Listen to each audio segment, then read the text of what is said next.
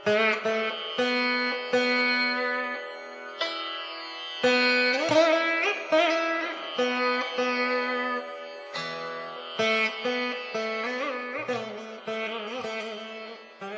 నమస్కారం. తెలుగు నుడి శ్రవణ ప్రసరణకి స్వాగతం.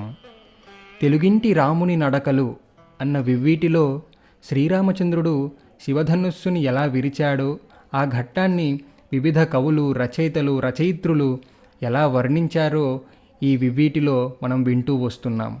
ఇప్పటిదాకా వచన రామాయణం, పోతన భాగవతంలోని ఘట్టం, అలాగే మల్లెమాల సుందరరామరెడ్డి గారు రచించిన మల్లెమాల రామాయణంలోని ఇదే ఘట్టాన్ని విన్నాం. ఇప్పుడు కరుణశ్రీగా అందరికీ పరిచయమైన జంధ్యాల పాపయ్య శాస్త్రి గారు రచించిన ఉదయశ్రీ అన్న కావ్య సంపుటిలో ధనుర్భంగము అన్న ఇదే ఘట్టాన్ని మనము చూడవచ్చు. అందులో చక్కని తెలుగు పదాలతో, అద్భుతమైన భావాలతో ఈ ఘట్టాన్ని మనకి ఆవిష్కరింపజేశారు కరుణశ్రీ గారు. ఇంకా ఆలస్యం చేయకుండా ఆ ఘట్టంలోకి ప్రవేశిద్దాం.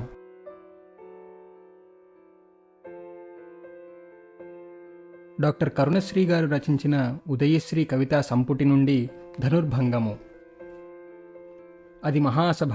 సీతా స్వయంవరార్ధమచటకూడెను తళతళలాడు భూషణాలతో ఖండ ఖండాంతరాల దొరలు శివధనుర్భంగమునకు విచ్చేసినారు.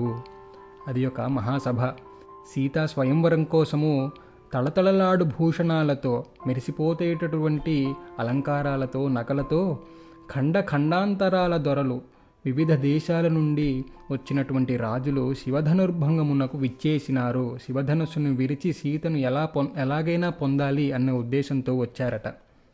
వారందరూ ఎలా ఉన్నారు, ఆ సభ ఎలా ఉందో ఇప్పుడు వర్ణిస్తారు. బారులు తీర్చి భూపతులు బంగారు గద్దెల మీద కూరుచున్నారు. వెలుంగుచుండె నయనమ్ముల ముందొక పెద్ద విల్లు.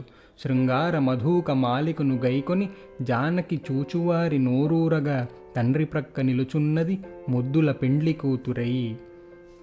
బారులు తీర్చి భూపతులు, ఎంతోమంది రాజులు వచ్చేసరికి వాళ్ళందరూ వేచి చూస్తున్నారు.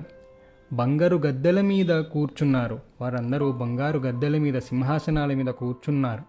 వెలుంగుచుండె నయనమ్ముల ముందొక పెద్ద విల్లు, ఎంతో అందంగా అలంకరింపబడ్డ ఒక పెద్ద విల్లు ముందు పెట్టారు. శృంగార మధూక మాలికను గైకొని జానకి చూచువారి నోరూరగా తండ్రి ప్రక్క నిలుచున్నది. సీతాదేవి ఒక గొప్పదైన మాలను పట్టుకుని గైకొని జానకి చూచువారి నోరూరగా తండ్రి ప్రక్క నిలుచున్నది ముద్దుల పెండ్లి కూతురై. చక్కగా అలంకరింపబడి పెళ్లి కూతురు వలె తండ్రి ప్రక్కన చూచువారి నోరూరగా, చూస్తున్న వాళ్ళందరూ ఎంతో ఉత్సాహంగా ఉన్నారుట సీతాదేవిని చూస్తూ. అలా పక్కన నిలుచున్నది. ఆ కనుదోయిలో తొణుకులాడు సముజ్వల దివ్యదీప్తి, ముల్లోకములేలు రాజసములో కొనగా రఘురామమూర్తి తానాకృతిగొన్న వీర రసమ్మట్టుల నమ్మునిరాజు వెన్క నాజూకుగా నిల్చియుండే ప్రియ సోదరుతో అభిరామమూర్తి అయి. వీళ్ళందరూ ఇంత ఉత్సాహంగా ఉండగా శ్రీరాముడు, విశ్వామిత్రుడు, లక్ష్మణుడు ఎలా ఉన్నారో ఈ పద్యంలో చెప్తున్నారు. ఆ కనుదోయిలో తొణుకులాడు సముజ్వల దివ్యదీప్తి, సీతాదేవి చూస్తున్నటువంటి ఆ దారిలో తొణుకులాడు సముజ్వల దివ్యదీప్తి, బయటికి ప్రకాశిస్తున్నటువంటి ఒక గొప్ప దివ్యమైన వెలుగు, దివ్యదీప్తి, ముల్లోకములేలు రాజసము లోకొనగా, ఈ మూడు లోకాలని ఏలేటటువంటి రాజసము తనలో ఉండగా రఘురామమూర్తి తానాకృతిగొన్న వీరరసం మట్టుల, తాను ఒక వీరరసము సాకారంగా ముందర నిల్చుంటే ఎలా ఉంటుందో ఆ విధంగా ఉన్నాడంట రఘురామమూర్తి, మన శ్రీరాముడు. ఆ మునిరాజు వెనుక నాజూకుగా నిలిచియుండే, ఇంత వీరరసము, ఇంత ముల్లోకాలను ఏలేటటువంటి రాజసము ఉన్నా కానీ ఎంతో నాజూకుగా, చాలా సుకుమారంగా నిల్చునున్నాడు రాముడు. ప్రియ సోదరుతో అభిరామమూర్తియే, లక్ష్మణుడితో పాటుగా ఎంతో మనోహరంగా ఉన్నాడట ఆ శ్రీరాముడు.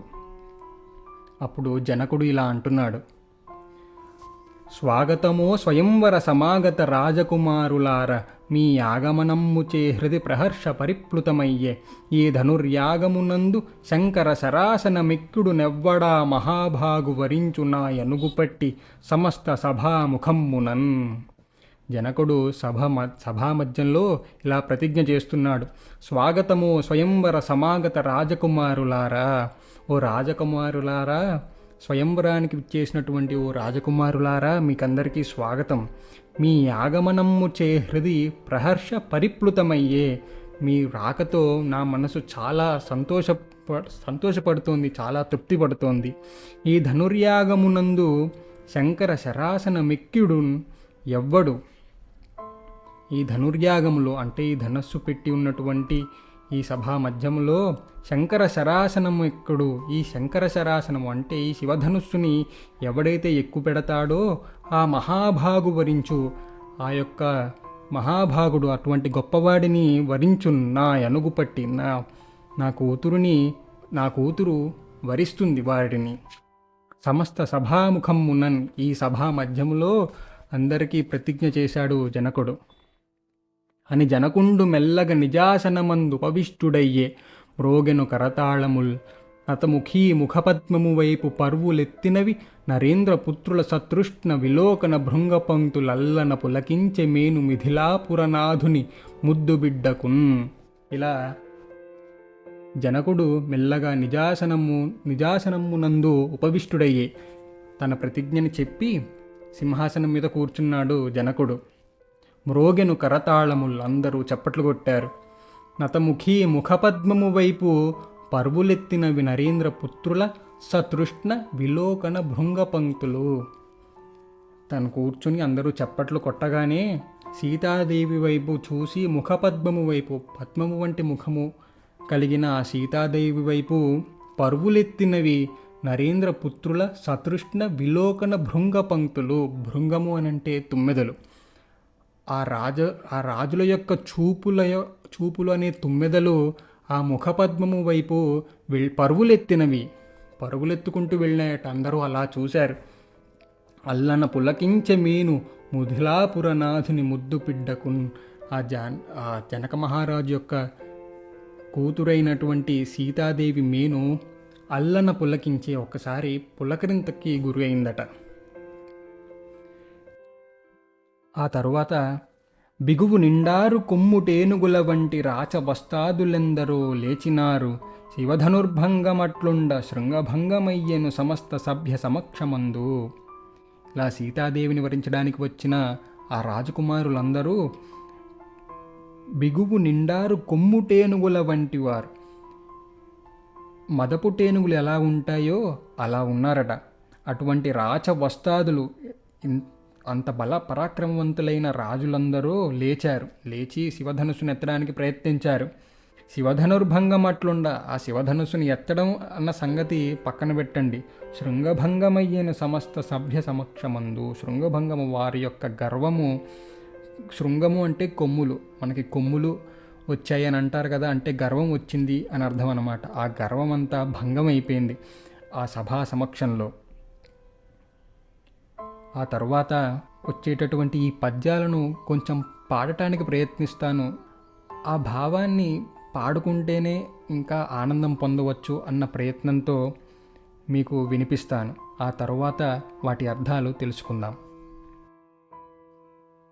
ముని చిరునవ్వుతోడ తన ముద్దుల శిష్యుని మోము చూచే తమ్మునకు ధనుస్సునిచ్చి రఘుముఖ్యుడు జానకిన్ ఓరకంటితో కనుచు వినమ్రుడై గురువుగారికి సింహకిశోరమట్లు ముందున కరుదెంచెన్ అచ్చెరువుతో నృపతుల్ తలలెత్తి చూడగన్. అచ్చెరువుతో నృపతుల్ తలలెత్తి చూడగన్. పెళ్ళుమనె విల్లు గంటలు గల్లుమనె గుభిల్లుమనె గుండె నృపులకు జల్లుమనియ జానకీ దేహమొక నిమేషమ్మునందే నయము జయమును భయము విస్మయము గదురా. సిగ్గుబరువున శిరసు వంచినది ఒక్క సీతయే కాదు. సిగ్గుబరువున శిరసు వంచినది ఒక్క సీతయే కాదు. సభలోని క్షితిపతులును. ముదముమై పూలు వర్షించినది సతీ శిరోమణులే కాదు దేవతాగ్రామణులును. సతీ శిరోమణులే కాదు దేవతాగ్రామణులును. చెల్లరే విల్లు విరుచునే నల్లవాడు 10-16 ఎలరాచపడచువాడు. సిగ్గు సిగ్గంచులేచి గర్జించినారు కనులు కుట్టిన తెల్ల మొగాలవారు. సిగ్గు సిగ్గంచులేచి గర్జించినారు కనులు కుట్టిన తెల్ల మొగాలు వారు. లక్ష్మి వంటి సీతా మహాలక్ష్మి విజయలక్ష్మితో శ్యామునకు గృహలక్ష్మి అయ్యే. లక్ష్మి వంటి సీతా మహాలక్ష్మి విజయలక్ష్మితో శ్యామునకు గృహలక్ష్మి అయ్యే. భరత జనయిత్రి ప్రేమ బాష్పాలలోన అయ్యనతి వైభవముగ సీతమ్మ పెండ్లి. భరత జనయిత్రి ప్రేమ బాష్పాలలోన అయ్యనతి వైభవముగ సీతమ్మ పెండ్లి. అయ్యనతి వైభవముగ సీతమ్మ పెండ్లి. ఇప్పుడు ఈ పాడుకున్నటువంటి ఈ పద్యాల అర్థాలు ఒకసారి చూద్దాం. ముని చిరునవ్వుతోడ తన ముద్దుల శిష్యుని మోము చూచే. విశ్వామిత్రుడు ఒక చిరునవ్వు నవ్వి రాముడి వైపు చూశాడుట. తమ్మునకు ధనస్సునిచ్చి రఘుముఖ్యుడు ఆ చూపుతోనే గురువుగారి యొక్క అంతరంగాన్ని అర్థం చేసుకుని రాముడు తన చేతిలో ఉన్నటువంటి ధనస్సును తమ్ముడికిచ్చాడు, లక్ష్మణుడికిచ్చి. రఘుముఖ్యుడు జానకిని నోరకంటితో కనుచు ఓరగా ఒక చూపు చూసి జానకీదేవిని సీతాదేవిని వినమ్రుడై గురువుగారికి సింహకిశోరమట్లు ముందున కరుదించే. వినమ్రుడై అంటే నమస్కరిస్తూ గురువునకు నమస్కరించి సింహకిశోరమట్లు ముందున కరుదించే. ఒక సింహము ఎలాగ నడుస్తుందో అలా ముందరికి వెళ్ళి అచ్చెరువుతో నృపతుల్ తలలెత్తి చూడగన్. ఆశ్చర్యంగా అక్కడ ఉన్నటువంటి రాజులందరూ తలలెత్తి చూస్తుండగా పెళ్ళుమనే విల్లు అంటే ఆ విల్లుని విరిచేశాడు. పెళ్ళుమనే విల్లు గంటలు గల్లుమని ఆహా అద్భుతం జరిగింది అంటూ గంటలు మ్రోగాయట. మనము సినిమాల్లో చూస్తాం కదా, ఆ విధంగా పెళ్ళుమనే విల్లు గంటలు గల్లుమని గుభిల్లుమనే గుండె నృపులకు. అక్కడ వచ్చినటువంటి రాజకుమారుల గుండెలు గుభిల్లుమన్నాయట. జల్లుమనియ జానకీ దేహం ఒక నిమేషమ్మునందే. ఒక్క నిమేషంలో ఇన్ని జరిగిపోయినాయి. ఏం జరిగాయి? పెళ్ళుమనే విల్లు గంటలు గల్లుమనే గుభిల్లుమనే గుండె నృపులకు జల్లుమనియ జానకీ దేహము. జానకీదేవి యొక్క దేహము జల్లుమని అంటే పులకించిపోయిందంట. ఒక్క నిమేషమ్మునందే నయము జయమును భయము విస్మయము గదురా.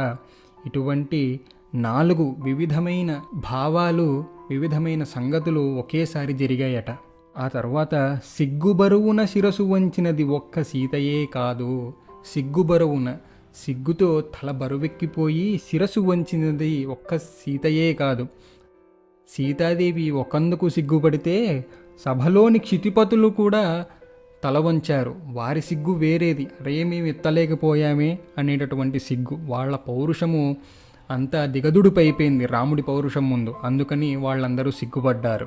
అందుకే అంటున్నారు సిగ్గుబరువున శిరసు వంచినది ఒక్క సీతయే కాదు సభలోని క్షితిపతులును.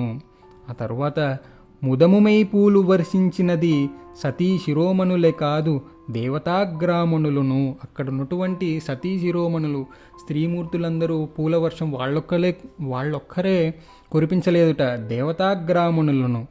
దేవతా స్త్రీలు దేవతలు అందరూ కూడా వాళ్ళు పూల వర్షం కురిపించారు రాముడు విల్లు విరవగానే. అలా శివధనుస్సుని విరిచినటువంటి రాముడి గురించి అక్కడున్న రాజులందరూ ఇలా అనుకుంటున్నారు. తెల్లరే విల్లు విరుచునే నల్లవాడు 10-16 ఎల రాచపడచువాడు. సిగ్గు సిగ్గంచు లేచి గర్జించినారు కనులు కుట్టిన తెల్ల మొగాలవారు. అక్కడ వచ్చినటువంటి ఆ రాజకుమారుల యొక్క ఈర్ష్యని చూపించారు.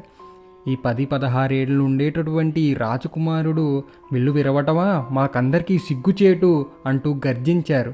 అంటూ అరుచుకుంటూ వెళ్ళిపోయారు. ఎవరు? ఆ కనులు కుట్టిన తెల్ల మొగాలవారు. శివధనస్సుని ఎత్తలేక తెల్ల మొకాలు వేసుకున్నటువంటి ఆ రాజులందరూ ఇలా ఈర్ష్య పొందారు. చివరికి సీతమ్మ పెళ్ళి ఎలా అయిందో మనకు చిన్న పద్యంలో చెప్తున్నారు. లక్ష్మి వంటి సీతా మహాలక్ష్మి, సాక్షాత్తు లక్ష్మీదేవి అయినటువంటి ఆ సీతామహాలక్ష్మి విజయలక్ష్మితో శ్యామునకు గృహలక్ష్మి అయ్యే. శివధనస్సును విరిచి విజయం పొందినటువంటి శ్యామునకు, ఆ రాముడికి గృహలక్ష్మి అయ్యే. తన ఇంటికి గృహలక్ష్మి అయింది సీతాదేవి.